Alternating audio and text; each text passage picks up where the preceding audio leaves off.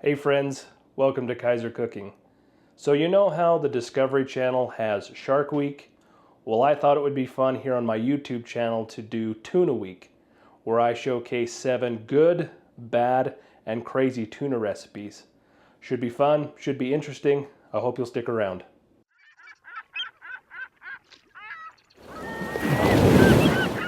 Welcome back to Kaiser Cooking. For today's recipe, we're going to do what the noted poet Beyonce suggests and put a ring on it. And so today, we're going to be making a recipe from 1962, that infamous recipe called Ring Around the Tuna. Join us. So to start with, we're going to need 1 cup of boiling water.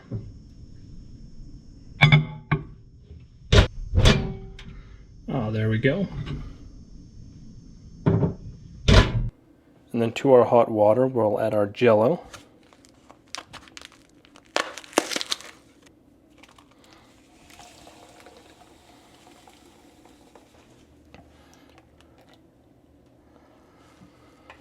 Then 1/4 teaspoon of salt.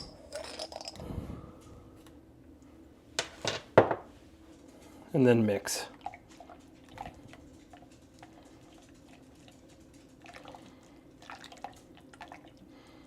And then once this is good and combined, we're going to add 2 tablespoons of vinegar.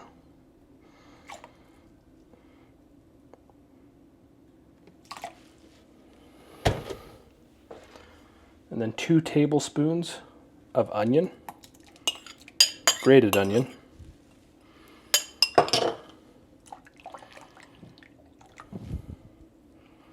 And then 1/3 cup of cold water.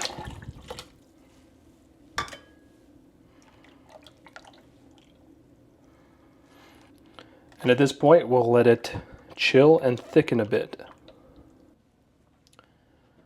So 13.5 months later, our Jello has started to thicken up to the point where I think we can add the rest of our ingredients before putting it into the mold. So here we've got so 1/2 cup of celery and 1/2 cup of cucumber.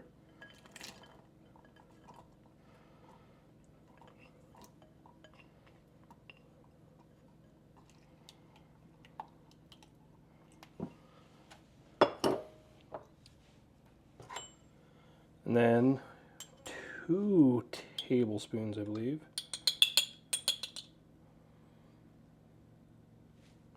Yes, 2 tablespoons of chopped pimento.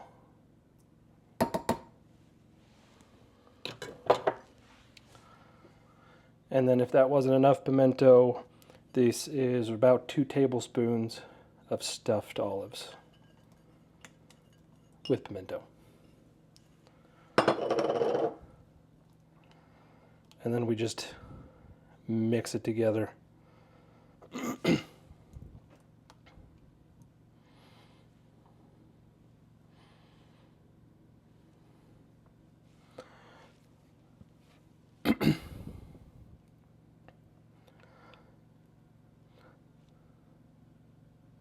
I gotta say, it looks cool, but it does not smell the best. That vinegar with the sweetness, it's kind of off-putting. So we'll see what the final product yields. Very nearly forgot our most important ingredient, tuna fish. So the recipe calls for 7 ounces. This is 8, only because it's not easy to find a 7-ounce can. So we'll add most of it in.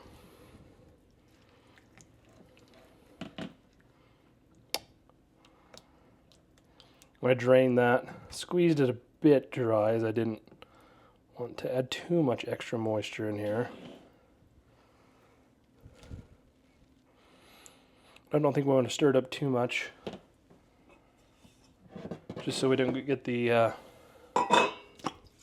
Jello flaky or cloudy from tuna fish flakes. Add a bit of food lube, see how much we can fill of this mold.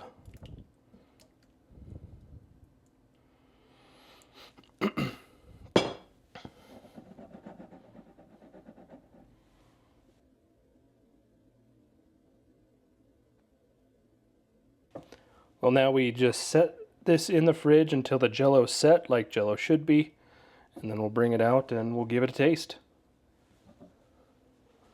Well, our tuna ring has had a chance to sit in the fridge overnight, so it's well set up. Let's turn it out and see how it tastes.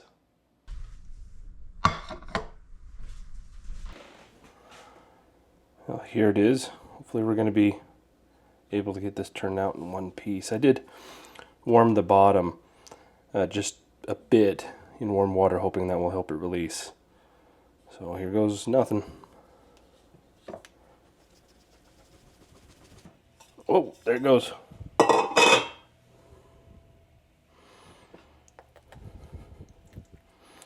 quite square on the plate, but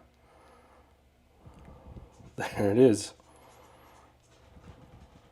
It smells not too bad, actually. It's kind of surprising. Cut ourselves a little slice.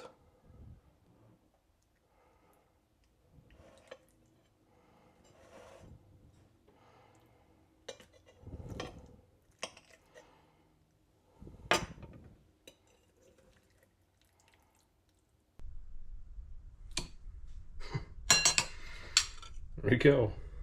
All the salad goodness. Here we go. Try and get a little bit of everything in this. It's just falling apart.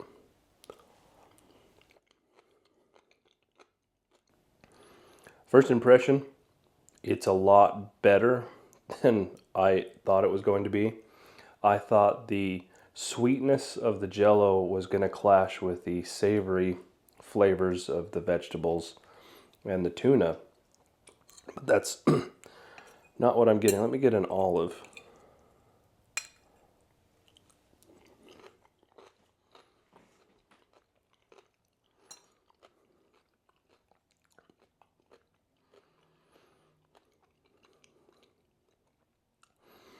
The olive's no worse. I mean, honestly, the flavor isn't bad. It's the texture, I think, that gets you more than anything. But the Jello almost seems to instantly melt away and you're left with everything else.